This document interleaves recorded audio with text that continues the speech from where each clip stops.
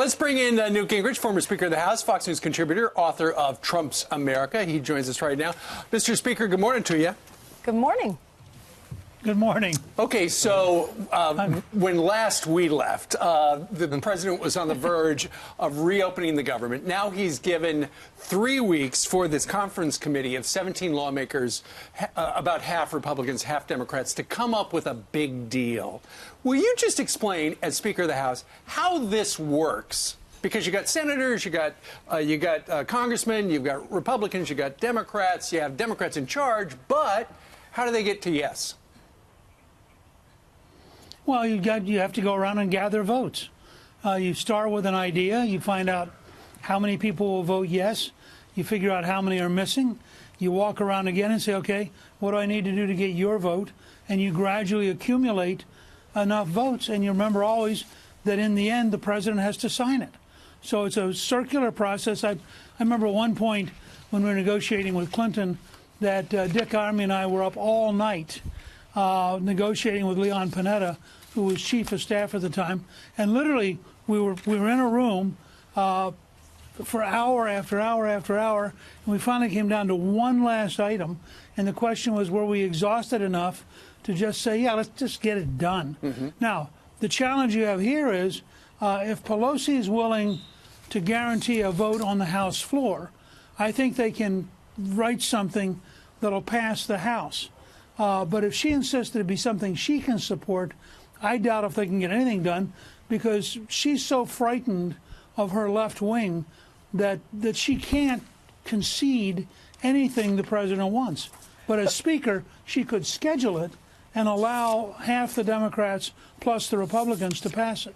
When you say you go person to person, tally the votes, when you were Speaker, wasn't there, Democrats and Republicans were willing to listen to each other. They were willing to work together much more so than they are now. You have Joe Manchin, who was the only one to vote for this Republican Senate proposal, and he's saying there's a lack of trust, a lack of belief. So he wants an engineer, a nonpartisan, non-biased outside observer to come in and figure out how to solve the problem to avoid another shutdown. I mean, that's where we are.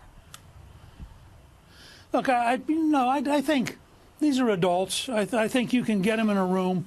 Again, I think there are very big power differences and ideological differences. But I noticed the other day that I think some 30 Democrats said they would vote to fund the wall in order to keep the government open. Well, those 30 Democrats, allied with Kevin McCarthy, the Republican leader, would be a majority in the House. And the question is, can they force Nancy Pelosi or get Nancy Pelosi to agree? All she's got to say is she's going to bring up her idea, and she's going to allow a substitute by McCarthy. The Democrats who want to keep the government open will vote with McCarthy, and you'll see it passed. Right. And the question is, will the president sign it? Because the president says, I only accept $5.7 billion. So I think would you say the best tactic for the president through this process would be to lay low? Let these guys hash it out behind the scenes and let them know what he will do, rather than discourage what's going on behind closed doors or encourage? I think the more the president can focus on everything else, he's got more than enough on his plate that he can go work on. Everything from the 5G competition with China to the opportunities, the things happening in Venezuela. I mean, I think he ought to say, this ought to get taken care of. Frankly, Jared Kushner did a very good job with criminal justice reform, put together a bipartisan majority. I would trust Jared to be in the room as part of this process, and Mick Mulvaney, who served in the Congress. Those two guys sitting in a room, being practical, going back to the president saying, look, we can get, okay, it's not 5.7 or nothing. Well, it's 5.6. He's not going to sign it. Now you started this called a negotiation. And it's also a question of what they got. I very much want to see them take care of the Dreamers as a part of this package. And I know, talking to Lindsey Graham and others, there's real interest in the Senate on a bipartisan basis to get a deal that takes care of the Dreamers, takes care of the southern border, meets the president's needs, and gets signed. But you know, in the Wall Street Journal today, he said that's a separate issue, the president. Who said that's a separate issue? The president. Well, he may have said, but here's the question. Is he going to veto a bill that includes it? I don't think so. Well, if Ann Coulter writes, he might not. are you worried? He's worried very much about the extreme conservatives, the Ann Coulters of the world. If he's afraid of losing what he considers his base, should he be less concerned? Well, he should not pay any attention to Ann Coulter.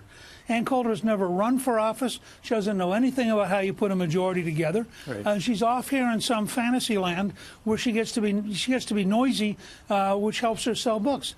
The fact is, the president's base is with the president, and the president's base, if he goes to him and says, "I got this done for the wall, I got this done to protect America, I'm doing these good things you believe in," the base is going to say, fine. 80% of the country believes that you ought to find legal ways for people who came here as children to become legal in a way that not necessarily a path to citizenship, but certainly a path to a job.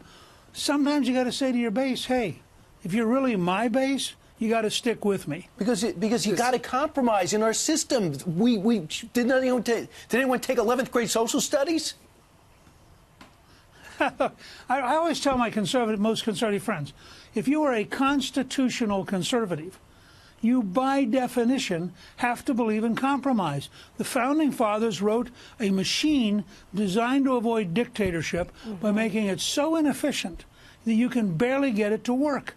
And it's designed to say the Senate has power, the House has power, the Supreme Court has power, the President has power. Now, in that box, we preserve freedom, but we've got to be able to act. And I think we've had enough of this dance. My personal prediction is we're not going to close the government again. In a worst case, the president, I think, will sign an emergency decree. And I agree with Senator Roy Blunt, who said it's a bad precedent because who knows what the next liberal will do. But I think if the president is stiffed by Nancy Pelosi and she refuses to protect America, he has a commander-in-chief obligation to protect Americans and could be forced into it. I hope that won't happen. And if the adults in the Senate and the adults in the House will sit in a room and work it out, there is no reason. I mean, I did this when Clinton and I were fighting all the time. Right. But we managed to get 4 consecutive balanced budgets because we'd listen to each other, we'd negotiate, we'd sometimes yell at each other. And we had some very tough conversations.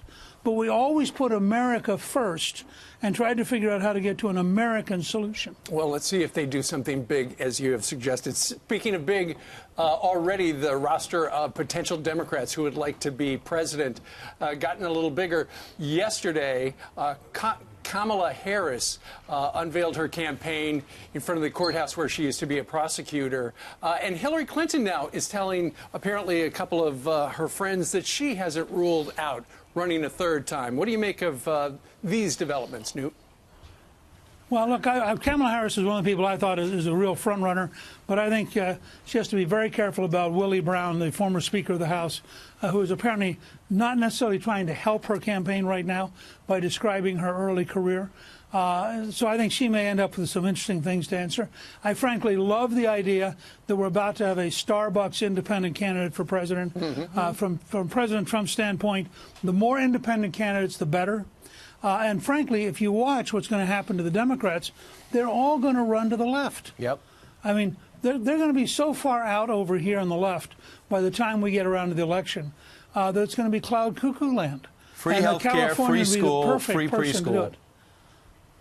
Yeah, no, open borders, free medical care for everybody, every illegal immigrant in the world. Please come so let the taxpayers in America take care of you. And let's have a tax rate so high we kill all jobs for the next 20 years. And wipe out wealth. This stuff is fairly nutty. And they love it, and it goes over very well for them. If Howard Schultz does get in, he's given a lot of money to the Democrats in the past, but he says he's a centrist and he's an independent. What would that mean for the Democratic Party or even for President Trump? I think President Trump should tweet about him at least once a week, encourage him, taunt him, do whatever it takes. The more independent candidates there are, they're not going to split the Trump vote. I mean, if you're for Donald Trump, it's because you want real change. You want a real commitment to America as a country. You want somebody who's going to fight to protect America. And you're not going to be attracted to some guy from Seattle who managed to sell a lot of coffee and get to be a billionaire. You're going to say, terrific, I hope the Democrats split. And I hope rational Democrats vote for him as an independent, and the nutcakes can vote for the Democratic nominee, and Trump gets reelected. All right. He's actually from Brooklyn. But. Newt Gingrich, thanks a lot for weighing in on Howard Schultz.